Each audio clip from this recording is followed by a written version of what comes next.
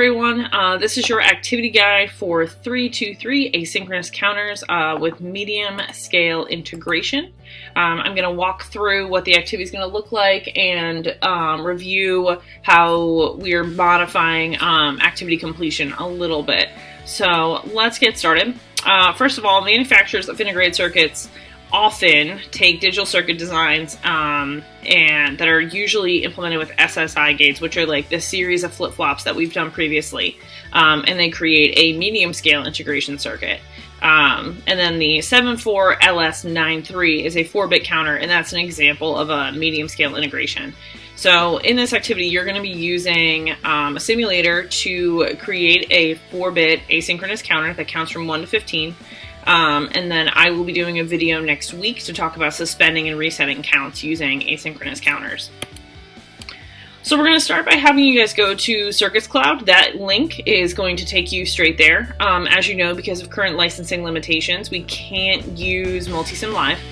So we are going to be using Circus Cloud for the time being. So once you get to Circuits Cloud, you are going to choose Sign In the upper right hand corner, and you're going to make sure that you're using your .NET account to log in. So make sure you're clicking that Google icon so that you can sign in with your .NET.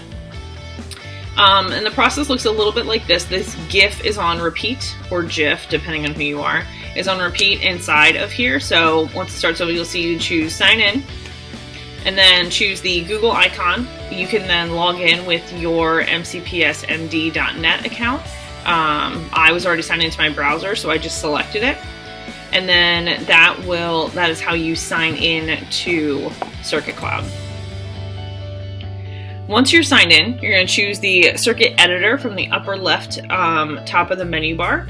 And then you're going to create a new circuit where you're going to add all of the digital components that you need from the left side of the menu. And the components that you're going to need for this circuit are a 2-input NAND gate, a 3-input NAND gate. You're going to need 3 different inverters, 4 LEDs, 1 4-bit counter, 1 digital input, and 1 clock generator. So I'll wait for this GIF to restart. I wish they started automatically instead of just running on a loop, but that's okay. So what you'll see there is that's your 4-bit counter. You'll notice that the digital menu is what's selected right now. And then right there in the input-output menu, we have the clock generator and the digital input. And then we have the 3-input NAND gate. And then up above that is the LED, the inverter, as well as the 2-input NAND gate. This is a drag and drop system, so they get just drug into that drawing area to the right. So here you'll see you just click on Circuit Editor, it's going to load, and then it just gives you that menu that you just saw. So again, if you need to review this is embedded right in those slides, so feel free to open them up in Classroom. So this is the circuit that you're going to be creating. You're going to use the 74LS93N, as well as some NAND gates to create a asynchronous counter. These 4 LEDs are going to illuminate in sequence to count from 1 to 15 in binary. So you're going to design the circuit. Now, because we don't have a 4-input NAND gate in Circuit Cloud, you're going to have to cascade those 2 NAND gates in order to get this set up. So you're going to place all of your components into the drawing area. I will warn you, it's a little bit ugly. If you try rotating the components, the input and output don't move with the graphics. So you're going to notice the gray dots don't move, just the image does, which isn't really effective because you're trying to rewire where things are going. And so I wouldn't even mess with the rotate option. Just leave them where they are. Your wires are not going to be pretty looking. You're going to see in an upcoming slide that when I created the example, they're kind of all over the place, but you can color code them, you can alter them in a way that will make them easier to see. But the ugliness of the circuit is just something that we're going to have to deal with. And then you're going to, after you've placed all your components and put it together, you're going to simulate your circuit. If you've wired it correctly, the LEDs are going to blink and count from 0 to 15 in binary. I have embedded a 0 to 15 binary chart for you, so that way you can check your LEDs a little more easily. So to simulate your circuit, you are going to go to the top there and you're going to choose Run. Once you choose that run option, it's going to take a few seconds for the circuit to start going. So as you know, right in here, that's your circuit actually doing its logic, and then it will start to count with your LEDs if you have it wired correctly. You'll notice that this is a little not pretty looking. I was able to modify the colors of different wires so I could see things. Take your time to organize yourself because this does get a little ugly and messy. And then here, this is the chart that I told you about. This is how you can check to see if your LEDs are running properly. You will technically have a 0. It does technically start at 0 because it's a preset counter.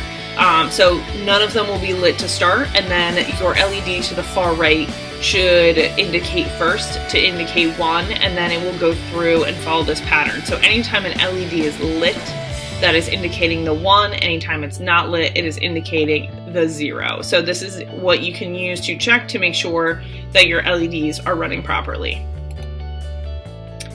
I know that using Circuit Cloud is going to be frustrating, so just do the best you can and don't be afraid to ask questions. And you can also do some Googling. There are a few tutorials on how to get things to work in Circuit Cloud. Feel free to use them to just get a little bit of tips and tricks. I looked at a few before I started doing mine, and it was really helpful just figuring out how to lay things out and get them connected.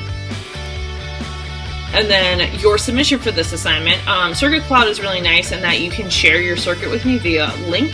So you're going to be able to share that link and copy it and then paste it into the assignment in Classroom. You're just going to go to add link and put it in there, and I will be able to access your circuit. Also, please notice that there is a Google form in Classroom with conclusion questions for this circuit. So after you've done your simulation, make sure you go into that Google form and complete those questions. You are not going to be able to answer those questions unless you've watched the lesson video. So please make sure that you've watched that before you get into all of this. And then here, this will show you how to access the share option. So as soon as this restarts, so what you need to do is you are just going to go to sharing in the top menu, and you're going to go to share circuit.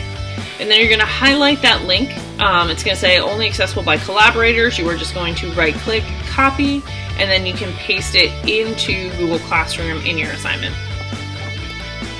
And that's it for this activity. Go ahead and get started in Circuit Cloud. Take your time. If you have questions, send me an email. I will get back to you as soon as I can. And I'll talk to you guys soon. Bye.